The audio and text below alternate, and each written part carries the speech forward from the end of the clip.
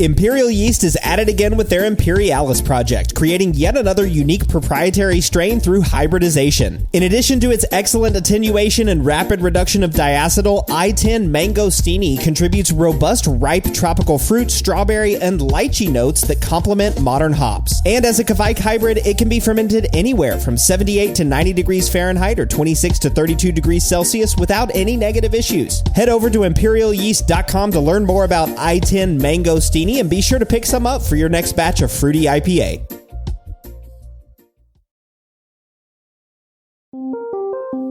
Welcome to the Brew Lab. Hazy IPAs are well known for their bold, juicy, fruity, hop-forward flavor, but they're named for their appearance, the haze. And since they arrived on the brewing scene, brewers and scientists have been trying to figure out where the haze comes from. There have been several episodes of this show about it where we talked with Scott Janish and we've talked with Laura Burns, but last week we got to share a pretty big discovery from Laura Burns and Omega Yeast, the HZY1 gene in yeast, the Hazy 1 gene. I'm your host, Cade Job, and today I'm back in the lab with my co-host Jordan Folks as we apply the science of last week's episode. I think haze is a really, hot topic right now. How do we get it? How do we avoid it? And it was cool to find out some science that actually can help us, dial this in. Yeah, I mean, this was a crazy cool study, in my opinion, and it's been generating a lot of buzz in the brewing world, but largely because Laura's and Omega, they've been doing a lot of research into haze, like over the last almost like 2 years, I would say, and just like publishing like article after article or talk after talk about, dry hop timing and, dry hop amount and how to get haze and how to avoid haze and haze positive yeasts. And then, it's kind of cool because they kind of like, it's like, this is kind of the culmination, of this, all of this haze research that they've been doing. And it's cool. It's generating a lot of buzz. I mean, Laura was recently on the MBAA podcast talking about it. There's presentations scheduled for upcoming conferences.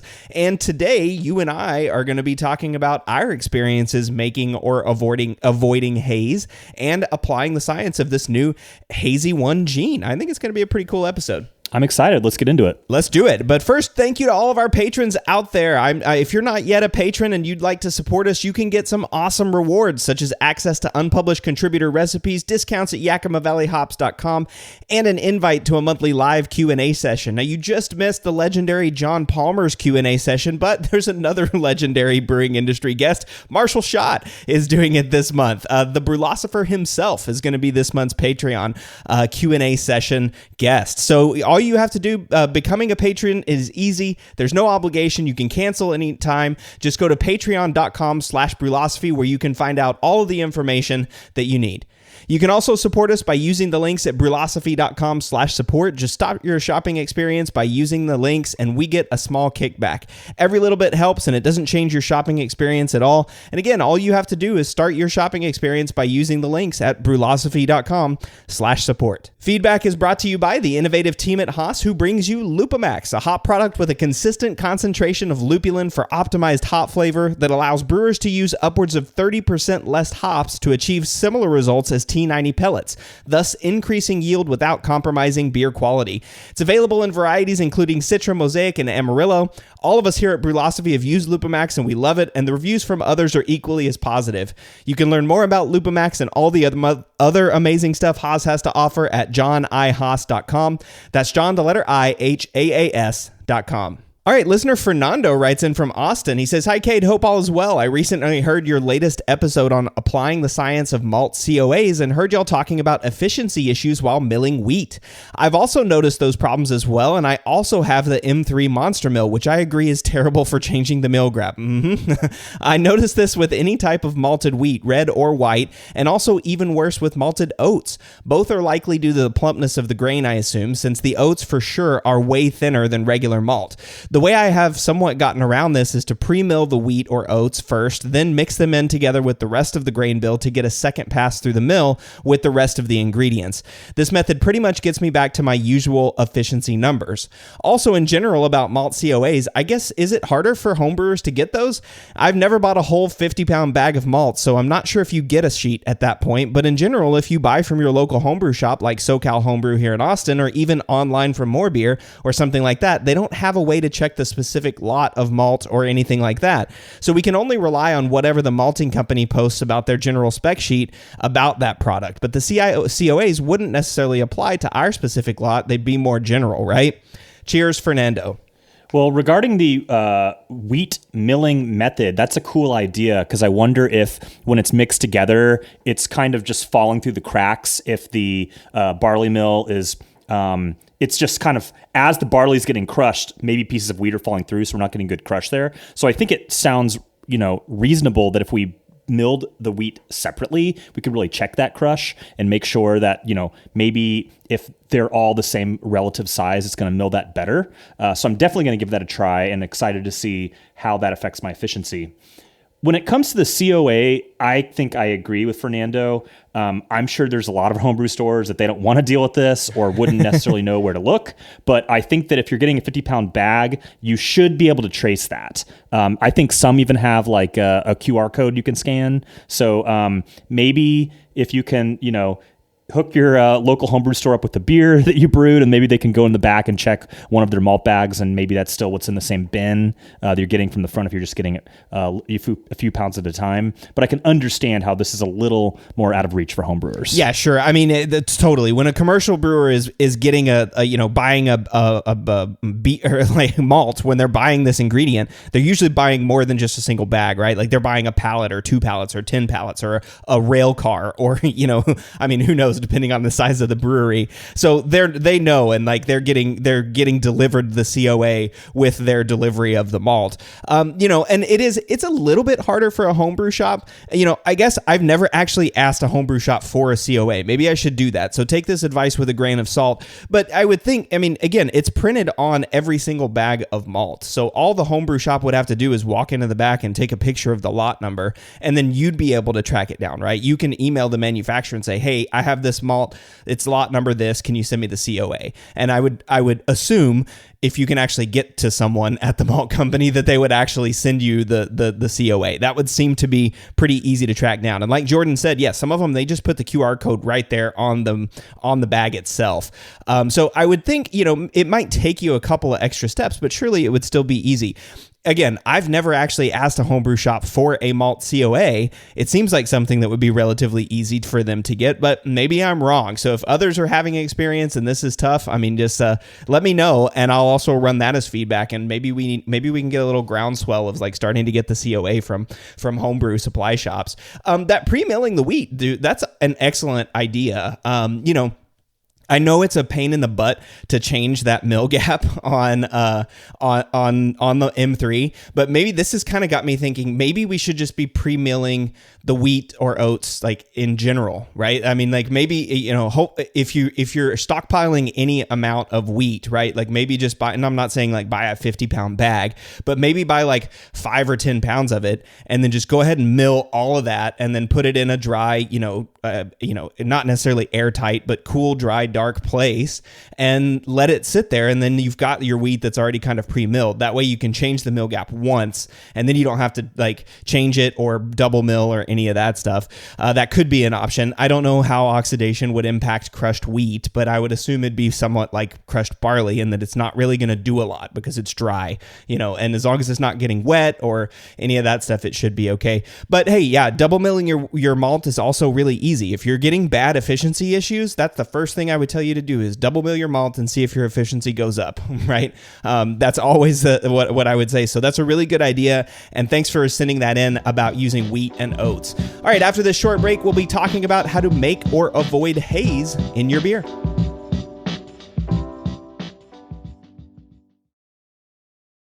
One of the biggest improvements to my brewing practices was the upgrade to stainless steel, and Delta Brewing Systems offers some of the lowest prices on high-quality stainless gear, like the Firm Tank, which holds 8 gallons or 30 liters of wort, comes with a domed lid to reduce the chances of a messy blow-off, and it can hold up to 4 psi of pressure. Delta Brewing Systems also has their own line of brew kettles, as well as one of the lowest-priced all-in-one electric brew systems out there, and their prices are remarkably affordable. If you're in the market for legit stainless gear that won't break the bank, you've got to check out deltabrewingsystems.com.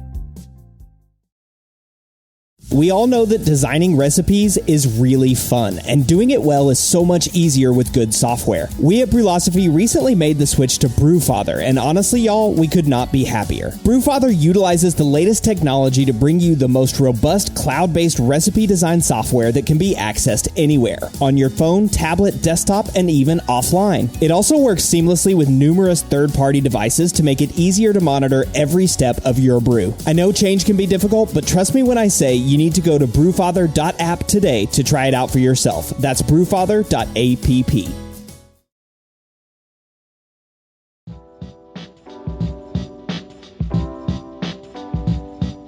Clearly, hazy IPAs are a thing and will continue to be a thing over the next few years. Here I was a few years ago thinking this would go the way of the black IPA, right? Like flash quickly and then die out, but it seems that hazy IPAs are having real staying power. My only complaint is that haze seems to be creeping into other styles that were once crystal clear. What say you, Jordan? Are you seeing this phenomenon? To me, it's especially prominent in these pale ales that used to be super clear and now are just kind of like, I don't know, not milk water, but hazy. Well, there are hazy pale ales, but you're right. I think that the quest for clarity has kind of been softened a little bit by the haze craze. I think that the average brewer and consumer has a little more tolerance for a smidge of haze in, a West Coast pale ale style. But, there's definitely levels of the gradient here. There's, hazy as milk and, clear as water. And so I think that brewers are getting comfortable being somewhere in between at this point. Yeah, no, I know, and I do wonder if that's because of some of the difficulty with keeping and maintaining or avoiding haze, right? As I think maybe that's causing it a little bit. Is like people are putting more hops in beer because we want more hop flavor. That's coming with some haze issues, and we're just kind of going, well, we got hazy IPAs, so it's a pale ale and it's a little bit hazy, so we'll just slap hazy on the front and call it a hazy pale ale, and that's the day, right? I think maybe that certainly is. It's one of those things, though. It kind of raises this question for me. Does the haze even matter? Like, to me, a hazy IPA is about that like fruity, less bitter, juicy mouthfeel. And honestly, I could care less if it was hazy or not. I'm not sure that haze actually even impacts the flavor, right? I mean, I think it was just the way that these were being brewed, the specific yeast strain, juice, that yeast strain that everybody was using for using hazy IPAs for a really long time.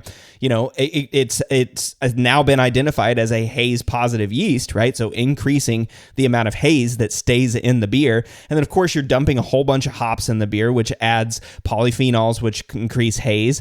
And it's less bitter because you're not dumping them all in the boil like a West Coast IPA would be. You're doing it in the whirlpool and then a huge dry hop addition. So to me, like a hazy IPA isn't even really a hazy IPA. It's just like a juicy or fruity IPA with haze, but the haze isn't important. I don't know. Does that make sense?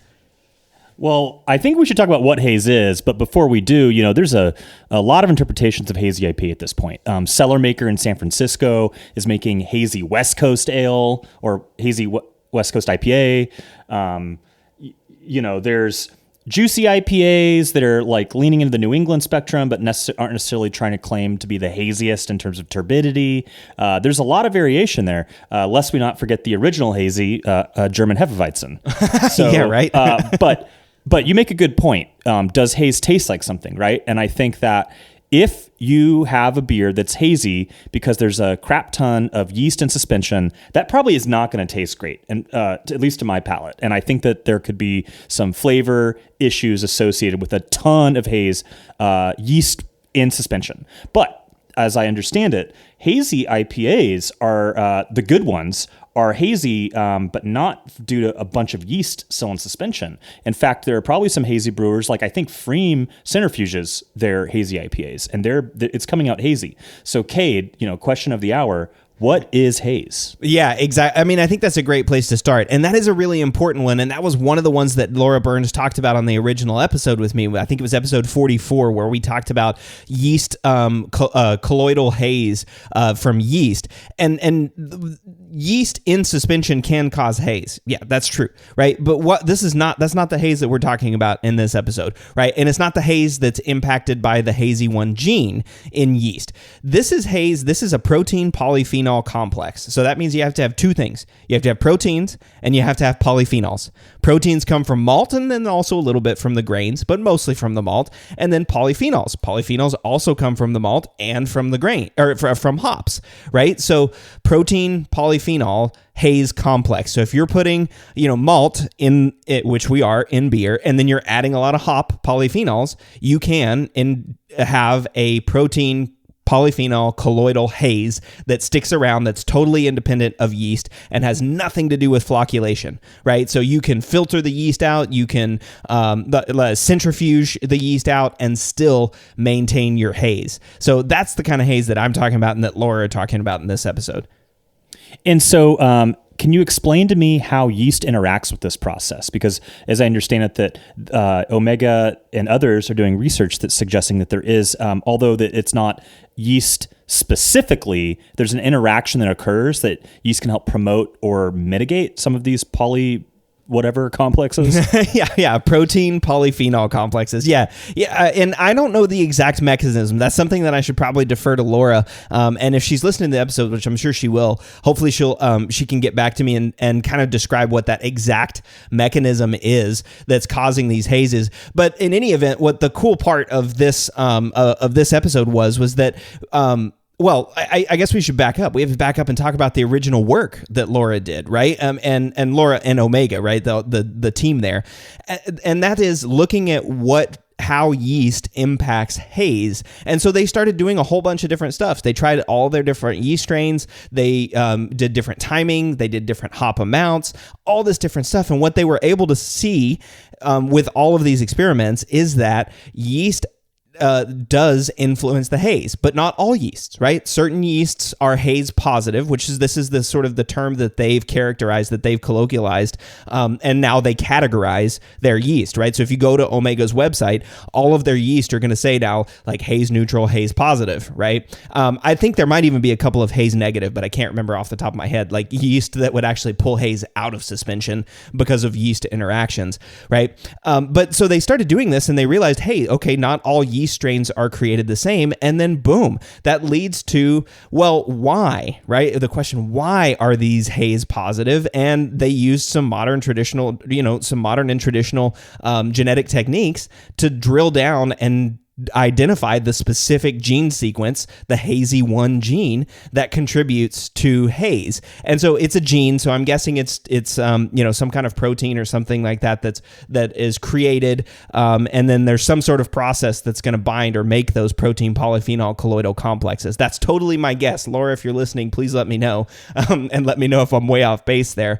But that's kind of what this cool discovery is. What causes haze, and certainly a part of it is the yeast that you're using, which is pretty cool to know.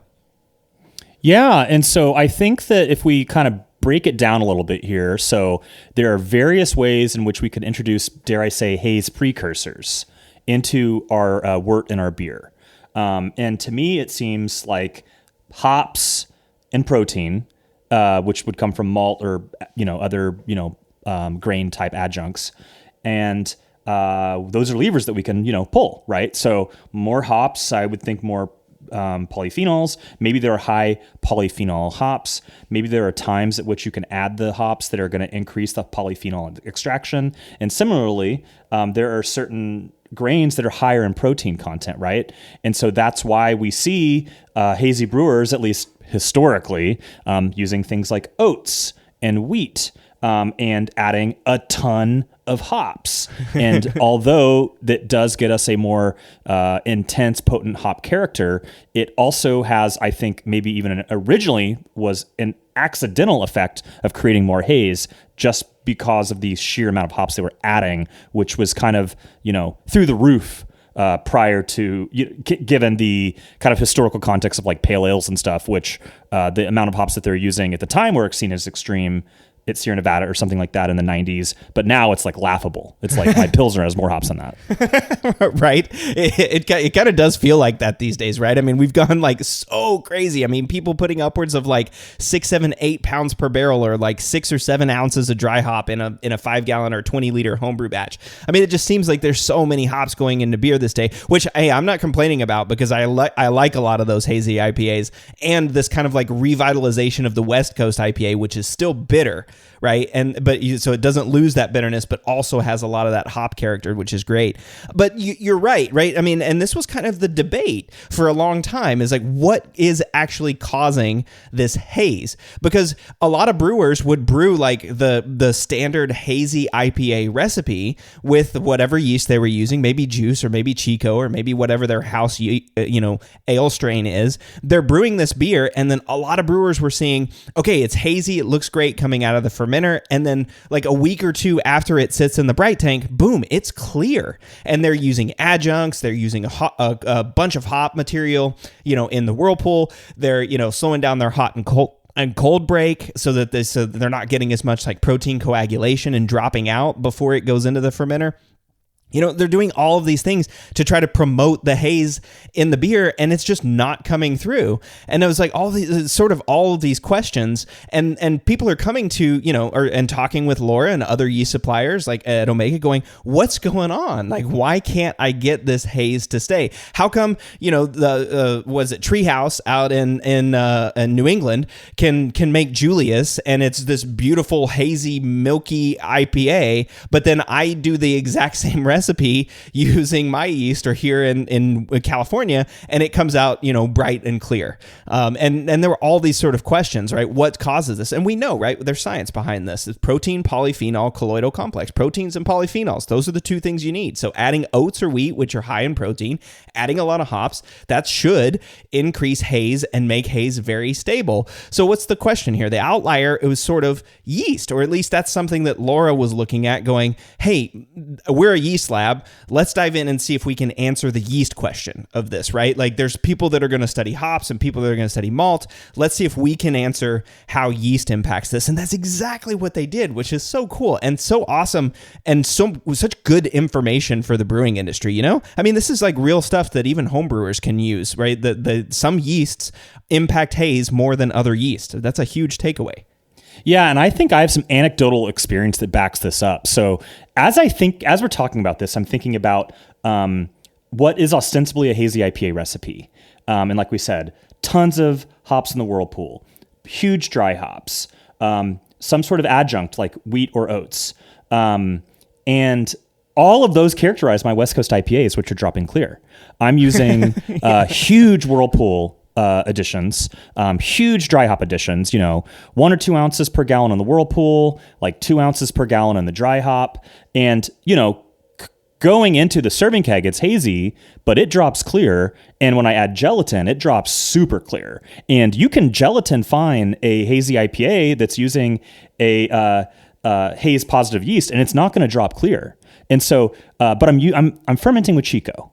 And so that's clearly, to me, anecdotally, it seems to be the outlier in this equation, is that if I was to make that same exact recipe and use juice, it would be hazy. And that has been my experience. That strain works well for making a visually hazy or murky or turbid beer. But Chico drops the same recipe clear. And so clearly the hazy one gene is to blame here. But I'm curious, is there an interaction with water chemistry? Because that's the other defining characteristic of a hazy IPA, is really flipping that sulfate to chloride ratio on its head that we historically used with a harder, bitier approach on the West Coast side.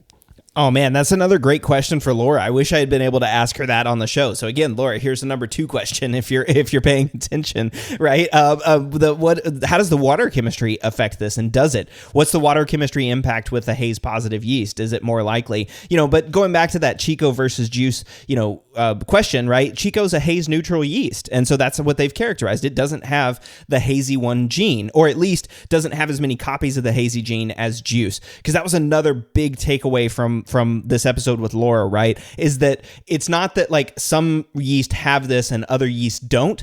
Everything's a scale, right? So some yeast have this gene and they have a lot of copies of the gene in their genome, like for example, juice. And so the number of copies, at least as I understand it, the number of copies impacts how Haze positive a yeast is, right? Everything is on a scale, right? Like think of it like a color spectrum. You've got like yeast that don't have any relationship to Haze at all. And then you've got yeast that create a huge amount of Haze, and there's yeast all in between there, right? Like all in between. And so again, that's another one of the cool things that I think we can do with Hazy 1 in the future is say like how Haze impacting are these yeasts. So I think that's a really cool piece of this, how that there's this scale between the two. So I'm curious, like what's the actual mechanism that the yeast is causing the Haze, and two, how does water chemistry impact the Hazy 1 gene activity? I mean, before we go on, because I want to talk about how to get Haze in your beer, right? That was what Laura's work was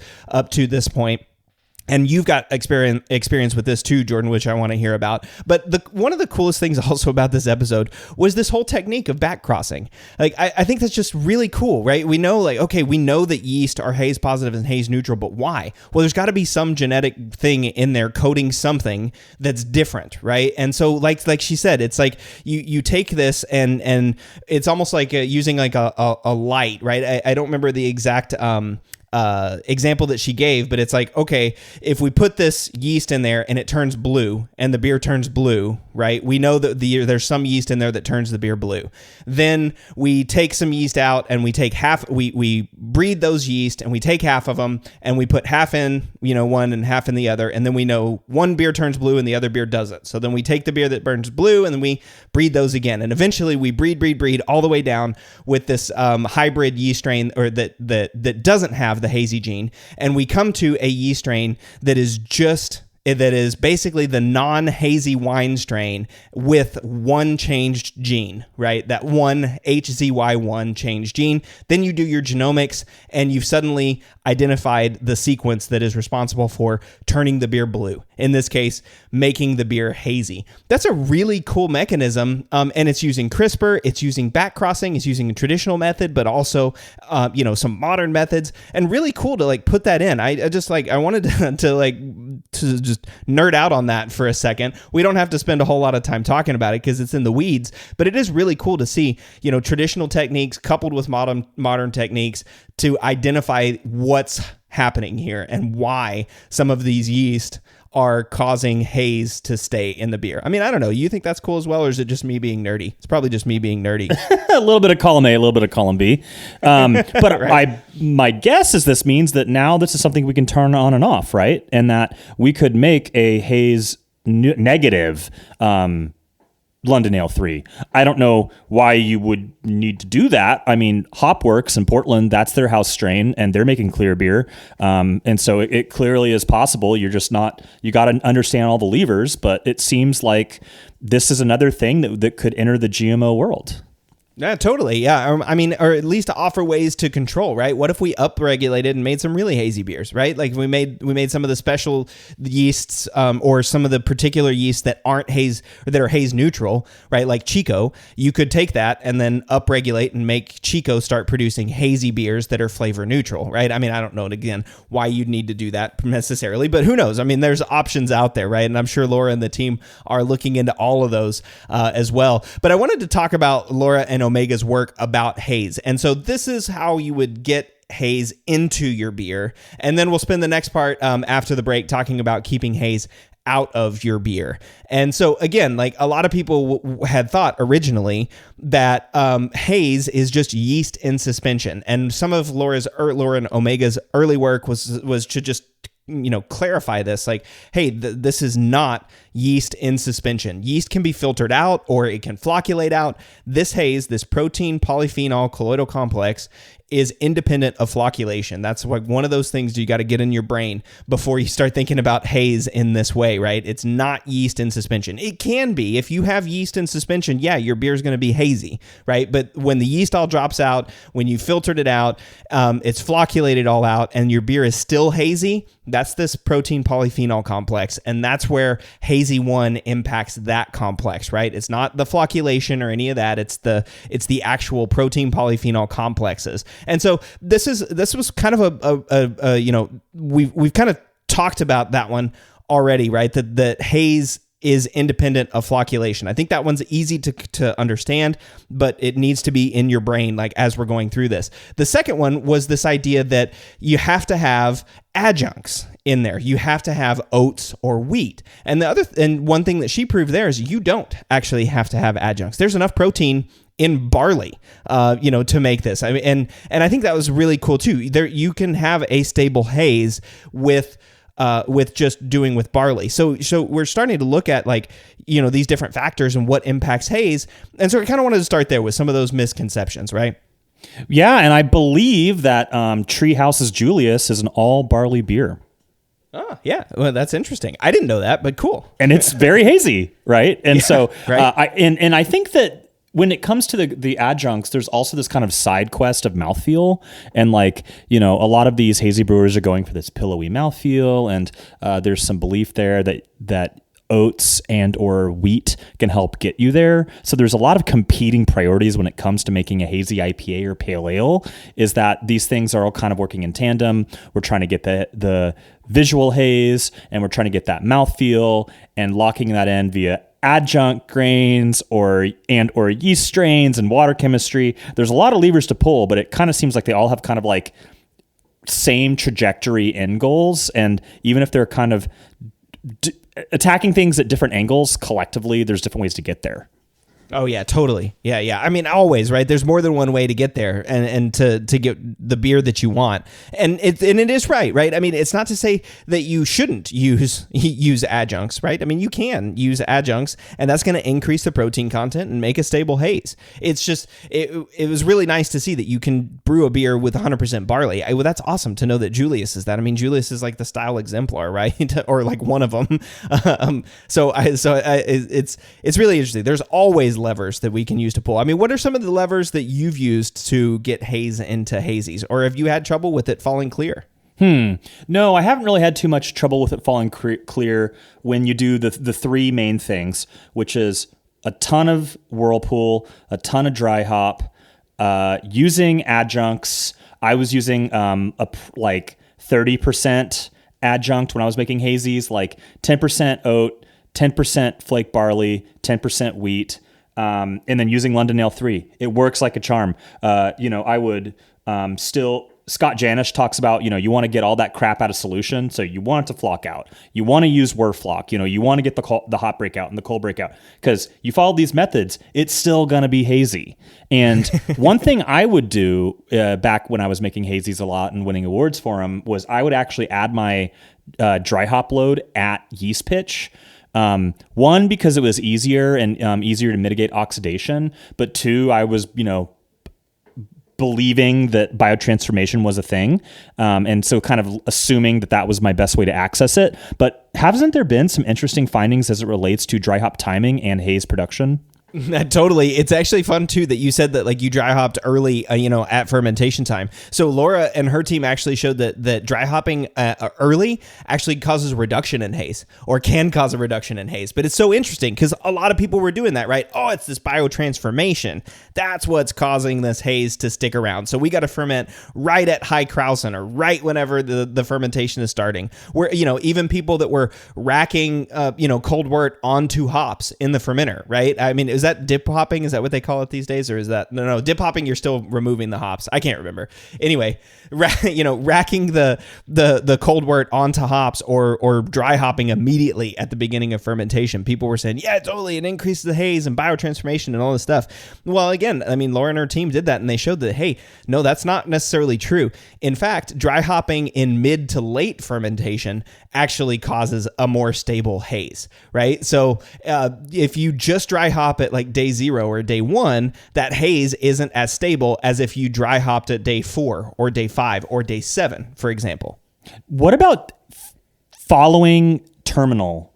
How does that impact haze? Is that similar to day 0, or is it effectively 0 is the lowest haze, then anything after that it just gets roughly higher? Oh man, that's a good question. I mean, I have to look that up because she did that, and she looked at haze after after day 7. So like after terminal, right? Like increasing haze after day 7. And I think the what they showed, again, one of the biggest takeaways that they showed is it's yeast dependent, right? And so yeast dependent if you dry hop after day 7.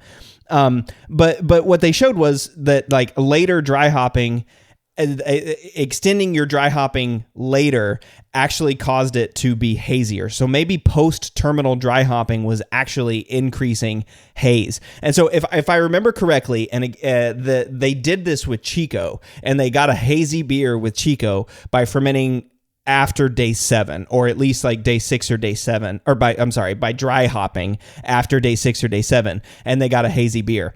And vice versa, used London L3, but dry hopped at day 1 and came out with a not hazy beer, right? And so I think this is really cool information. So dry hop timing seems to absolutely impact the stability of your haze, with again dry hopping mid to late fermentation being better. So the later that you ferment, the more likely you are to get a hazy beer, which I think, again, that just kind of blew my mind. Yeah, but again, it is a bit of a spectrum, right? Because the hazy beers I was making with fermentation, day 0 dry hops were still turbid, right? They weren't crystal clear like the finest Pilsner beer.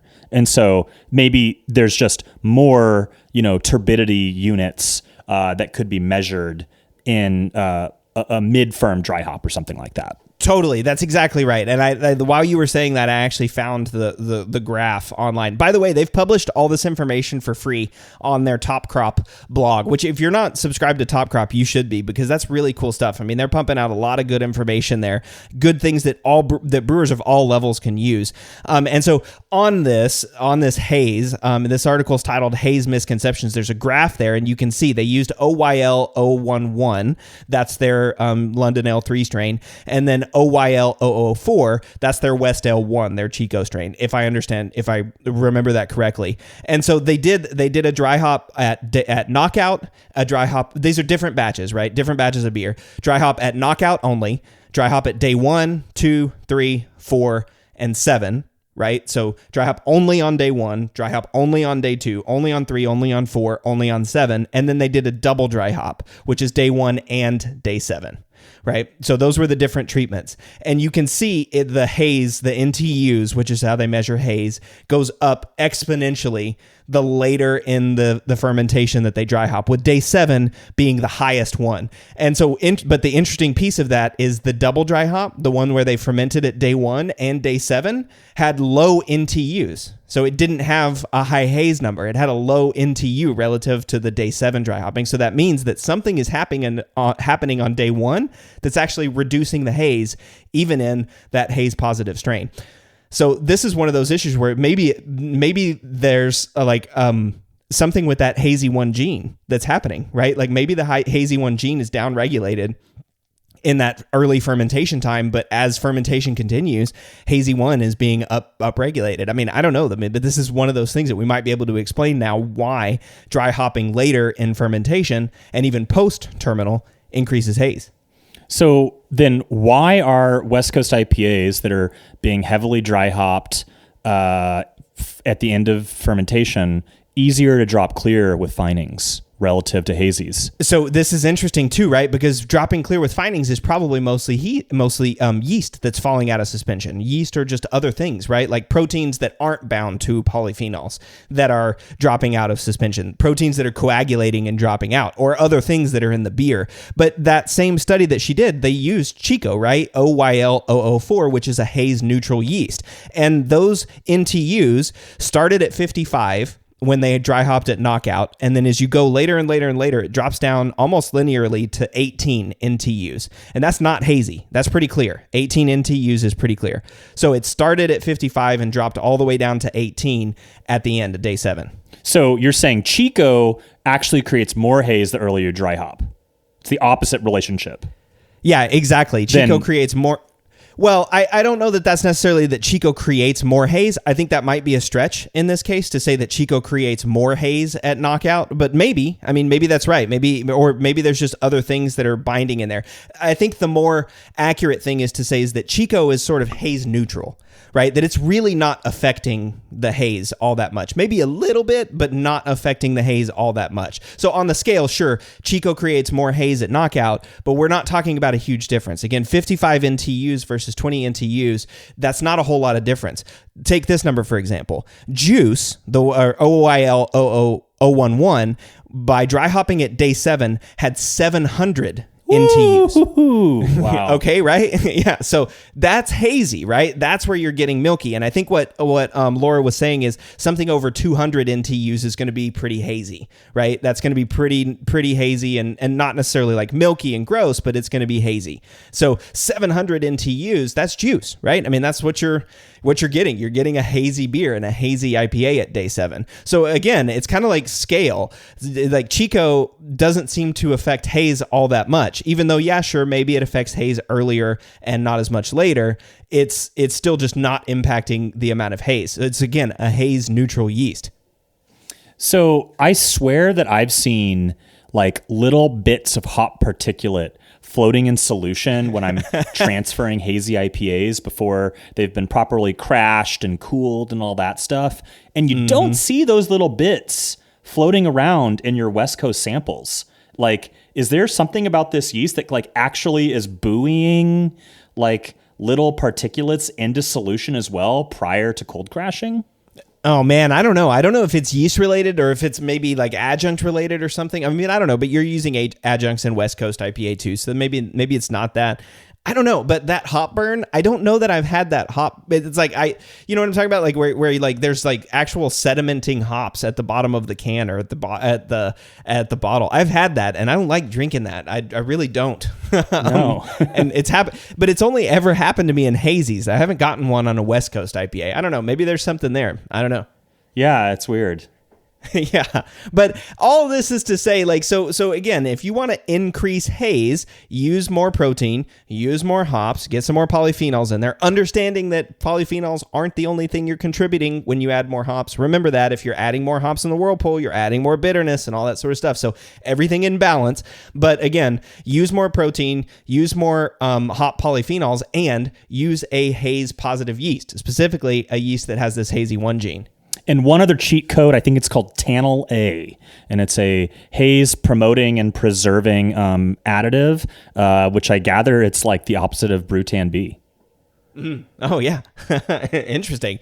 Yeah, I don't know much about Tannel A. Have you used Tannel A before or just heard about it? Tannel A, maybe used it once back in my hazy era, but I did not rely on it. I didn't need it for a consistent haze, but I think that it's really more popular in professional settings where they're struggling with cans dropping clear over time.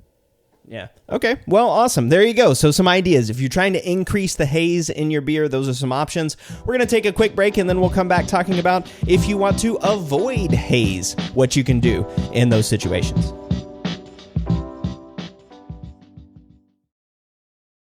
Established in 1995, More Beer has been consistently serving the greater brewing community since the times IPA was expected to be bitter and clear, and there are reasons they've stuck around so long. In addition to their massive product selection and excellent customer service, More Beer has locations on both the West and the East Coast of the United States, which translates into fast shipping times regardless of where you live. And when you spend more than $59, shipping is free. When you're in need of brewing ingredients and gear, there's no better option than morebeer.com, one of the most trusted shops on the planet.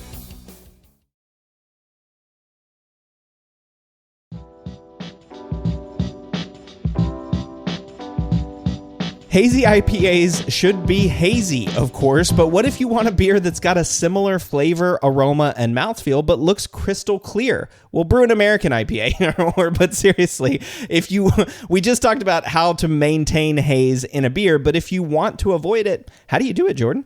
Yeah, that's the bane of my brewing existence is these days I want clear beer, whether it's a IPA or a lager. I want it to be, crystal clear as a bell.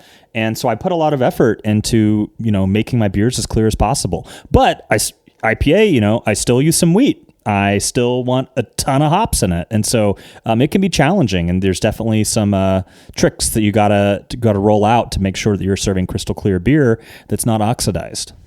Yeah, totally. That's not oxidized. That's a key there too. But yeah, and I'm definitely in the clear beer camp. I mean, even like I said at the beginning of the show, right? I mean, even a hazy IPA, to me, the haze doesn't matter. Like, I could care less. I'd actually prefer it be crystal clear and still have that same mouthfeel. You know, that same mouthfeel, that same body, that same juiciness, that same hop aroma, all that stuff that I'm looking for in a quote hazy IPA. Again, to me, it's more like I like the New England versus West Coast.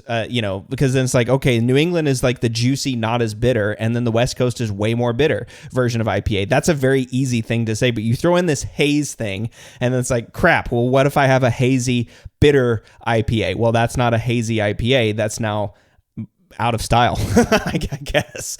I mean, I don't know exactly, but again, I like clear beer, and I like you, I struggle to have my beer drop clear every time, and there's a lot of things that can mess that up, right? I mean, especially with the West Coast IPA or a beer that you're trying to get a lot of hop flavor and aroma into, like even a Pilsner, for example. If you're trying to get a lot of hop aroma or hop, you know, flavor into that, it can be hard to get it to drop clear. So, Jordan, what are some of the things that you do in your brewery to make clear beer? Well, whether or not they're making a difference. So that's a good caveat, right? I don't know if this actually works, but this is what I do. Right. So I'm always dialing in my mash pH. And, you know, there's some benefit to proper, you know, amylase and fermentability and things like that when you're locking in your pH into that ideal kind of 5.4 range. But I gather that it also actually promotes the hop break and getting clear or wort into your fermenter. So following the mash, I'm using Brutan B in the mash. And then in the boil, you know, get a good rolling boil. And then I'm using Werflock and also Brutan B at the end of the boil. They say you don't want to add those at the same time. Apparently they can cancel each other out, so you're supposed to wait a minute in between. So I'm adding Brutan B at 5 minutes, and then I'm adding the Werflock at 4 minutes. Then at 0, I'm adding more acid, either phosphoric, lactic, or Sauergut, depending on the style and what I have on hand. And then you're further reducing the pH. I believe this also contributes to a better hot break and maybe ultimately cold break formation. I'm whirlpooling with a spoon or something. I'm actually excited to get more of a mechanical whirlpooling action going and trying to get a good cone at the bottom. And I'll let that settle out. So I'm trying to get as clear as possible wort out of the brew kettle, but it is inevitably still hazy, even with all that particulate at the bottom of my kettle not going in. So I'll then do a settling step, and I'll actually take the chilled wort, and if I need it to get colder, I'll put it in a chiller, like a refrigerator or whatever. Or if I'm just trying to get it to settle out, I'll just let it sit at room temp with like a blanket around it so it's not getting light struck. And you'll see a ton of cold break settle out. You know, in a 5-gallon carboy, maybe a gallon of muck settles out if you do this extra cold break step. So then I'm sending truly clear beer into my fermenter. Now I didn't say this, but I'm using yeast nutrient. And hopefully it's not all settling out and some of it's going in, or my pitches are healthy enough. But that is a concern if you have no cold break, that maybe you don't have the proper nutrients. So I've got crystal clear wort going into the fermenter, oxygenating, proper pitch rates. Perhaps that's relevant too, is that if you had a sluggish fermentation, you could have more yeast stuck in suspension or not flocking out. And then cold crashing or slow step downs for lagers to further get the yeast out of suspension before going into a serving keg. Lagers, I'm lagering for a month or so, further reduction. And then finally I'm hitting that stuff with gelatin, and I'm using and I think we talked about it in a prior Q&A, but using a low to no oxygen injection method to get my gelatin into solution, which will then drop everything else out so I can serve crystal clear beer. So a lot of steps there, and then collectively it's working. Oh man, that is so many steps there. And I actually have some questions for you then. So like unpacking some of the things there. So you mentioned, first of all, like pH. So adding a post-boil pH, you actually see that as working as like helping develop a clearer beer, not just for like flavor and that sort of stuff or yeast health, but actual haze impact there. I believe that they say that it promotes superior hot break separation. And so if you're adding this at the end and then dumping everything, including the trub in your fermenter, what's the point? But I think that there's also some aiding in fermentation, reducing that pH a little bit to get it to a more ideal pH range during fermentation. Maybe there's expedites the process perhaps. But yeah, I believe that the pH reduction in the boil at knockout promotes hot break settling. Interesting. And then you're using both Brutan B and Whirlfloc, and then also finings, right? And gelatin, right? At the end of this. But I'm interested in that too. Like that's something I'd like to know some more about, is that Brutan and Whirlfloc interaction. It's interesting that you pitch them just like 1 minute apart. Like most things for brewing, I would think like 1 minute wouldn't matter at all. Like 59-minute mash versus 61-minute mash. Like I don't know that would matter all that much. Or again, 59-minute boil versus 60-minute boil. But that 1 minute, interesting. It's like what's happening there? Is it all solubilizing and going into solution? What's that interaction, and why isn't it happening after that 1 minute? Yeah, and I'm not an expert on this, but I think that it's one of them is positively charged and one of them is negatively charged, or that it's like attacking positive charges versus negative charges. And that minute, or if you were to add them at the same time, they just cancel each other out effectively. But a minute of a rolling boil is, so what I've heard the lore says, is sufficient for the one Brutan going first, whether that's positive or negative, attacking those sites, and then with the Whirlfloc coming in, it gets the other ones. And so you get the best of both worlds. So not only does Brutan B ostensibly offer some sort of clarity impact, but it's also a oxidation mitigation tool and a shelf stability opportunity. So I would love the clarity impact that it provides, but it's honestly just a bit of cheap insurance that allegedly can make a beer last longer and not get oxidized as easily going downstream.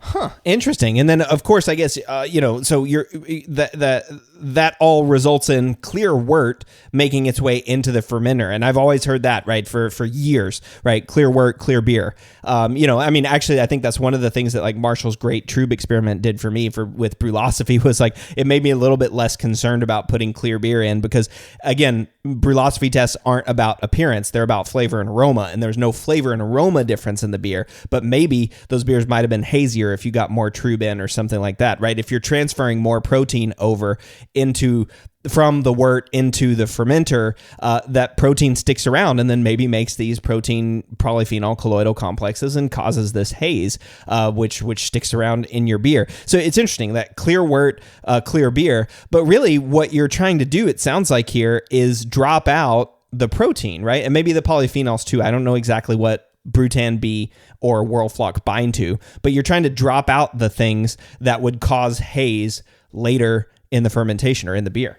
Right. And again, they say that there's shelf stability and oxidation improvements that happen here too. By clear or wort going in is less things to like chemically react later down the line and oxidize or stale your beer. So to me, it seems like win-win. And I'm going through all of these efforts. They better be doing something, because it's a long brew day and a lot of things to claim. I mean, hey, you've got enough experiments here, right, that you could have your experiment quota, for the next like 2 years. Just in like, if you could find a way to break down each of these things, right? Does it make it hazy or not? Although again, not necessarily the Brewlosophy purpose, right? We're looking at flavor and aroma changes, not necessarily appearance changes. But it would be something interesting to pursue. Maybe somebody out there, maybe Laura is interested, or somebody out there would be looking at these different methods.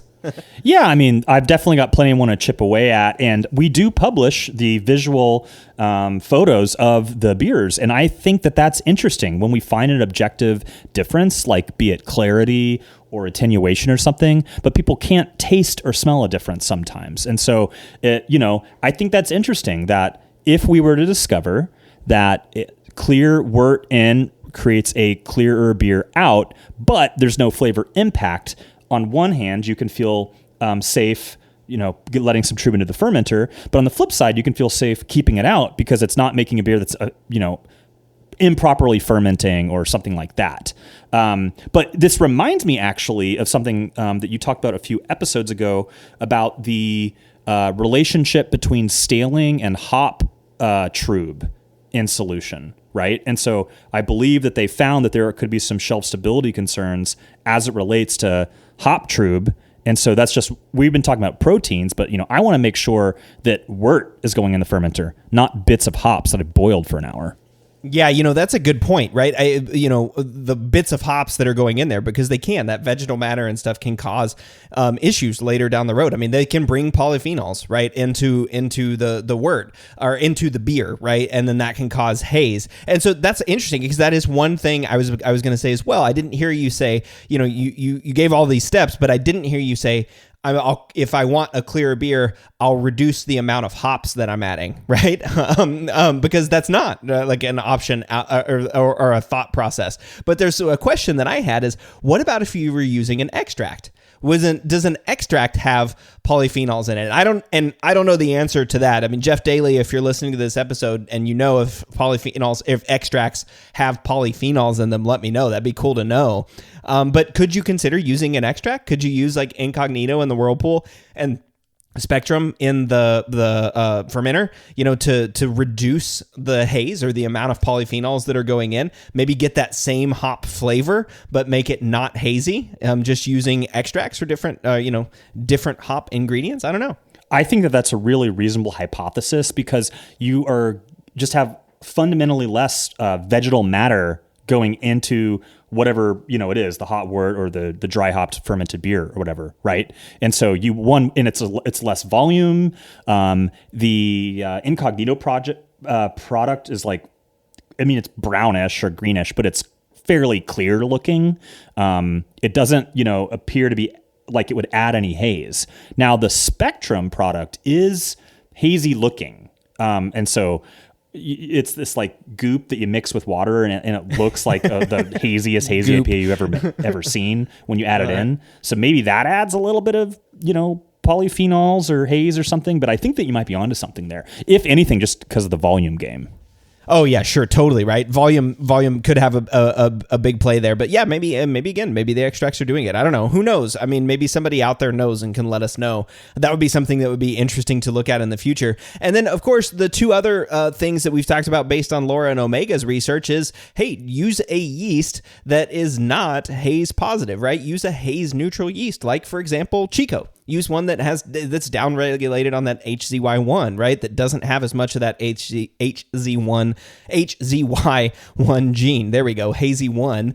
And that can help you make clear beer, right? There's a reason why Chico is one of the most popular strains in the United States and around the world, is because it makes clear beer, right? It doesn't make a beer hazy just by using the yeast, unlike juice or something like that. And then, of course, the dry hop timing and amounts that Laura and Omega talked about, right? Dry hopping earlier might actually remove haze, especially if you're doing a double dry hop, right? If you're doing a day 1 and a day 7, that might actually get a bunch of hop flavor, but a reduced haze versus like just throwing all of it in at terminal, which is what I think a lot of brewers are doing, right? So if you're having haze issues throwing all your hops in at terminal, maybe consider splitting that hop addition and throwing like half of it in on day 1 and the other half in on day 7, and see if that'll actually reduce your haze. So, all right, cool. So those are things that you can do to avoid haze in your beer. But before we wrap up the show, I wanted to talk about, hey, we've been talking a lot about hazy IPA. I think we should share some best practices about making a great hazy IPA. I mean, that's what this whole research is about, right? The discovery of the hazy 1 gene, figuring out what causes and what impacts haze. It's all about making a great hazy IPA. So, Jordan, how do you make a great hazy IPA? What's the secret?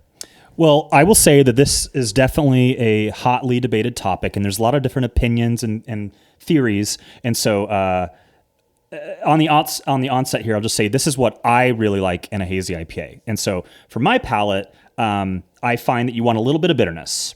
And so there are strategies where people are doing solely whirlpooling. I'm not in that camp. Also, I don't want this to be so turbid that it's like, drinking a glass of malt particulate, right? And so I want haze out of suspension, and I want it, to be hazy, but I don't want it to be truly murky, turbid mess. So finally, I do think that the yeast esters, et cetera, and maybe ostensibly biotransformation that happens with juice or London Ale 3 is part of the magic here. So collectively, those are some of the guiding principles I have. So starting with the malt bill, I'm doing like 70% Pilsner or 2-row, and then 10% flake barley, 10% wheat, could be malted wheat, flaked wheat, doesn't matter, and 10% oats.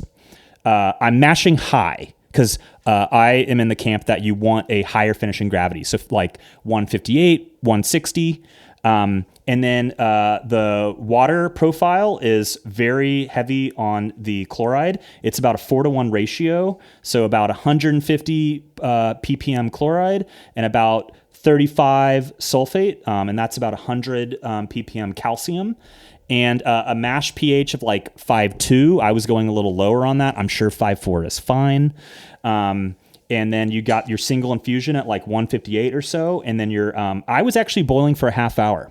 And this is kind of like my OG short and shoddy because I'm not boiling the beer for 60 minutes. I'm not boiling a bittering addition for 60 minutes.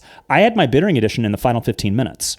And so I didn't think that I needed to boil it for that whole hour, and I wasn't getting DMS problems or anything like that. So I'm then doing about 15 IBUs of Simcoe at 15 minutes. I found that was really one of my secrets, is a little bit of Simcoe back there.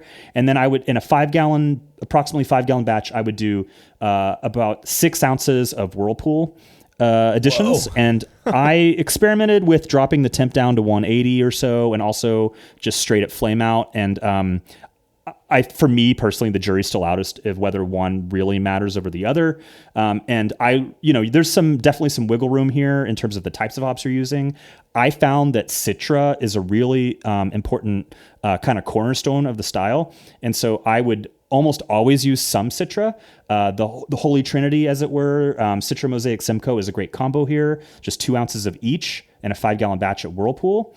And then I was adding a fermentation dry hop. So once I cool that down to pitching temperature, I'd go into my fermenter with maybe 4 ounces of hops, maybe 2 ounces of Citra and 2 ounces of Mosaic and Imperial juice, ferment to terminal, and then as carefully as you can, mitigating all oxygen exposure, get that into your keg and serve it as fresh as possible.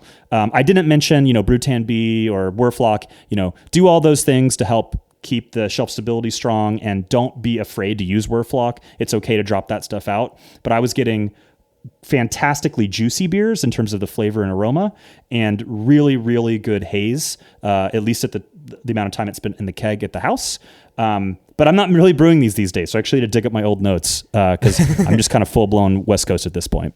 Yeah, you've embraced the West Coast, which is not surprising, living in Portland after all. But there's great. Again, like so many great tips there, right? First of all, your malt bill. I'm similar. I'm 30% adjunct, but I'm not 10% flaked barley. That's an interesting one. I'm usually 15% wheat, 15% oats, right? Equal amounts. And again, pills or pale ale. Although I'd probably do a pale ale malt there, just because I mean, if there is any difference, I want a little bit more malt character in this. I'm okay with a little bit more malt character, and so I usually do pale ale instead of Pilsner, but again, I don't know that I would frown too much on anybody that substituted whatever they had on hand there in terms of base malt. But yeah, again, 15%.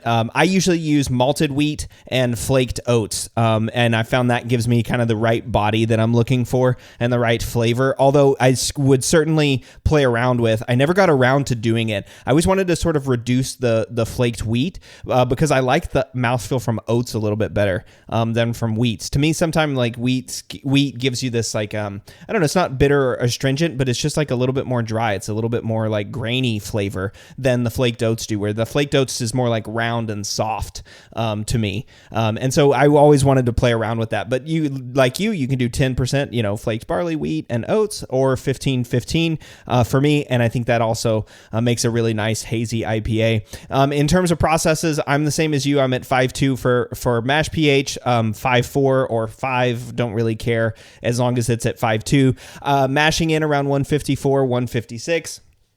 I'm not using Brutan B, but I am using Whirlflock. I've always done a 60-minute boil. I've never done a 30-minute boil for this, but I'm using something like Magnum. But it is important here. I do, like you, add a bittering addition in the boil, right? I did I've done a no boil hazy IPA where I didn't boil at all. I just raised it up to 180 or 175 and then added my hops at Whirlpool and then dropped it back down. I didn't even boil the beer to do a bitterness addition. And I didn't like that beer as much as I did the one that was boiled, right? There was I don't know, something about it that I liked better whenever I actually boiled. And I do like that bittering addition. Scott Janish, when he was on the show talking about this, he recommends doing a bitterness addition as well. And of course, they're doing great things out there at Sapwood with, hazy New England IPA style. So definitely someone that I would want to listen to and mimic whenever they're talking about making beer. So that bitterness addition for me too is really important. Juice is a great yeast strain, right? OYL 001. That's a fantastic yeast strain for making hazies, and so it does make a hazy beer, but it also makes a nice juicy fruity beer. But holy moly, 6 ounces in the Whirlpool, that's a lot, at least for me. Jordan's shaking his head at me right now going like, no, go for it, go for 6, you can do it. Well, 6 ounces in the Whirlpool, and then another, how many ounces did you say on day one whenever you were adding it? How many ounces was that? Well, yeah, I was looking at an old recipe and I had written down 2 ounces of Citra and 2 ounces of Mosaic in the fermenter for the dry hop. But I mean, at this point, I would probably double that in 2023, at least. Jeez. Maybe triple it. And so you're adding 6 ounces in the Whirlpool and 8 ounces in or 4 ounces in this recipe, but another 8 ounces in the dry hop. To me, that's a crazy amount of hops. And I don't know that you're actually getting a huge amount of benefit from that. But again, my opinions, I don't know. I've never done it. I'm just basically looking off of that research paper that Tom Schellhammer and Scott LaFontaine did about diminishing returns of dry hop as you start to get over that amount, that 8 grams per liter number, which is like I said, around 4 or 5 ounces from in the dry hop, but I'm more like 6 ounces total between the Whirlpool and the dry hop. So I'm way below you whenever I'm doing the hazy IPA, and you can go higher, right? Again, go 8 or 10, go your heart's content. But I'm at least 3 ounces in the Whirlpool and at least 3 ounces in the dry hop. And I do think you have to have both here. I think you got to have something in the Whirlpool and you got to have something in the dry hop. I don't think you can skip that for the hazy IPA because there's just a different flavor characteristic that comes with each of those, and I think they're important to the beer. Like you, I'm cooling down to about 180 and then adding and doing the Whirlpool hop. I have done it at Flame Out too. I seem to find a little bit more bitterness whenever I do it at Flame Out, and that's okay, but again, I want low bitterness on this. I've already got a bittering addition, so I've found that just cooling it to 180 is where I like to make my hazy IPAs. But again, to each your own, mileage may vary. And then again, a yeast like Juice. I love that yeast for making a hazy IPA. I hate to say, because I don't want this to sound like prognosticating or like I just love that strain, but I love that strain for hazies. I mean, I do. And I've never tried to brew with anything else because it's really good. And so, I've never tried to brew with a different strain. I've never tried Chico or anything else because it's just the strain that I use for hazy IPAs. Yeah, I agree with you. And I don't know if I've ever used Conan or not. If I had, it was a long time ago, but I did the last hazy I brewed using the Kolsch yeast because allegedly Kolsch has actually been found to be a good biotransformer, and I think maybe even as Haze positive. That'd be interesting for them to see their sequencing to see if that's true. And it did make a hazy beer, but it just wasn't the same.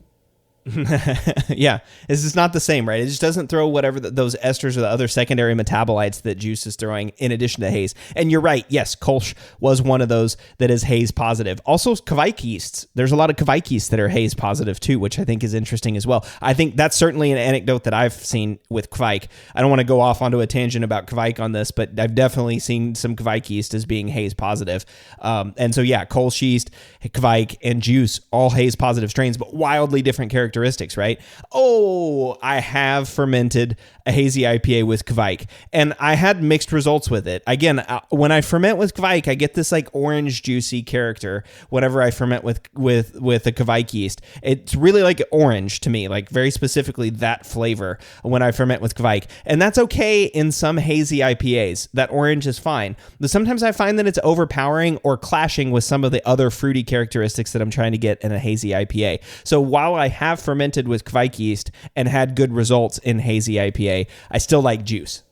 Yeah, I agree. I just don't like that family of yeast strains, or for at least what I've tried, at least in modern American styles. The exception is Oslo from Bootleg Biology. That is a fantastic pseudo lager strain. But at the last homebrew club meeting, randomly 2 different people had Lutra hazy IPAs, and they did not coordinate on this. It was a total coincidence. And the resounding opinion of the club was this strain is not great for hazies. But I think a big part of this is perception, is that we have this connotation of the ester, et cetera, profile the juice creates in the hazy beer context. And that's what people have come to know and love. And so not that the Lutra is wrong. It's just like, it's not what we've come to expect at this point. And for me, it's just off. And I think that Lutra is probably a pretty good pseudo lager strain, but for hazy, it was really weird for my palate, and everyone pretty much agreed. And then the other one I've done is Voss. And I think I was getting like a pineapple effect, and there's got to be an interaction with the types of hops you're using. And just ultimately, I was like, this is not the beer for me. And so I have totally given up on those Kvike strains, at least when it comes to hazy IPA. I know people are doing it, and I'm happy to be convinced otherwise. But so far, I've just not found any good anecdotal evidence that these are making world-class hazies. Yeah. I do love a Kvike yeast in American wheat, though. I love it there. It's like that little tangy orange character is fantastic in an American wheat beer. I love that. So and I love cranking out a American wheat beer in 7 days. There's also just something that's like super fun about that, right? Right. And they're great also for mixed fermentation beers, right? Because the fermentation character, you're not going to know what's going on there, and it's quick, and it's in the tradition, right, of mixed culture. And so I think there is a time and a place for Kvike, however you want to pronounce it.